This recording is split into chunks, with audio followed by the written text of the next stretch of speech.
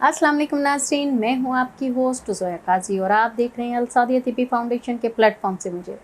नाज़रीन, जैसे कि आप जानते हैं, अलसादिया तिब्बी फाउंडेशन हमेशा आपकी रहनुमाई के लिए कोशां है।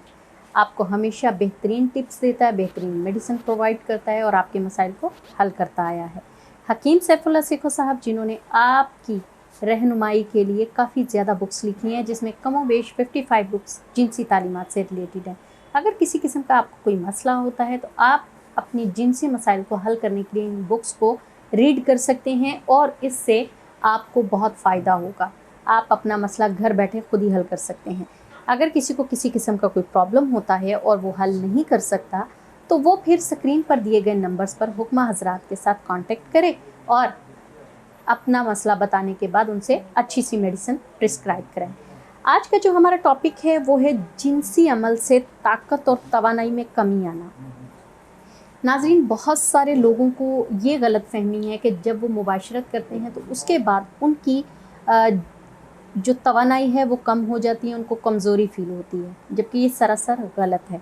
इसका आपकी तवानाई से कोई लेना देना नहीं है, क्योंकि जब आप मुबाशरत के मराहिल में होते हैं तो जिनसी अमल में आपके जिस्म में जो खिंचाव होता है, जो तनाव होता है, उससे आप थोड़े टेंस्ड होते हैं। लेकिन जैसे ही मुबाशरत का अमल मुकम्मल होता है उसके बाद आप रिलैक्स फील करते हैं और इस रिलैक्सेशन को आप जो जिस्मानी कमज़ोरी का नाम देते हैं, जबकि ऐसा कुछ नहीं है। क्योंकि जब आप रिलैक्स हो जाते हैं तो आपके जो मसल्स हैं वो बिल्कुल रिलैक्स हो जाते हैं, तो आपको फील होता है कि आप वीक हो गए हैं, जबकि इसके साथ कोई ताल्लुक़ नहीं। क्योंकि बहुत सारे लोगों को ये वहम होता है कि उनके साथ ये प्रॉब्लम चल रही है।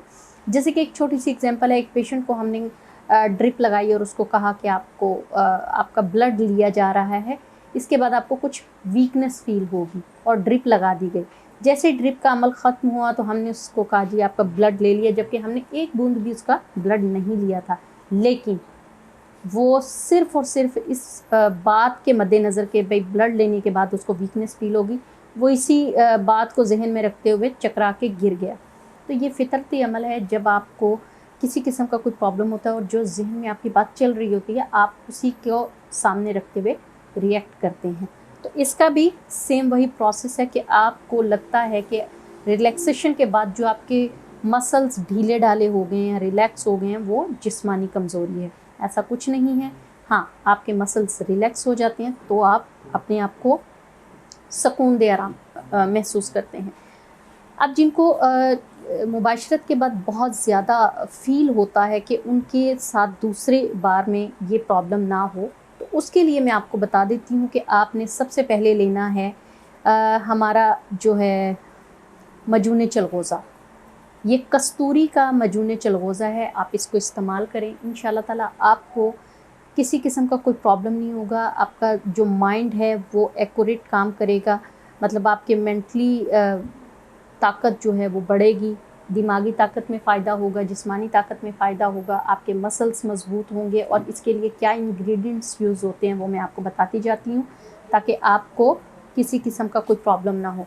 इसमें चलगोज़ा यूज़ होता है, हरड़, रोगन ज़ैतून, चलगोज़ा वर्क सोना, सलाजीत, ज़ाफ़रान, कस्तूरी, रोगन बादाम, रोगन अलसी, कलौंजी, गुले खजूर, सलाजीत, दूध बोहड़, हली किकर, जोहर सफ़रे जल, मगज़ अखरोट, गुल बगोला, गुले खीरा, खीरोल, मनासोमा, मूंगा, अंजीर, हिना, सना मक्की, लहसुन, मेथी, लुबान, शहद, हल्दी, कलौंजी, कासनी, गुले खजूर, मरवा, खुम्बी, मनक्का, गुगल और वर्स।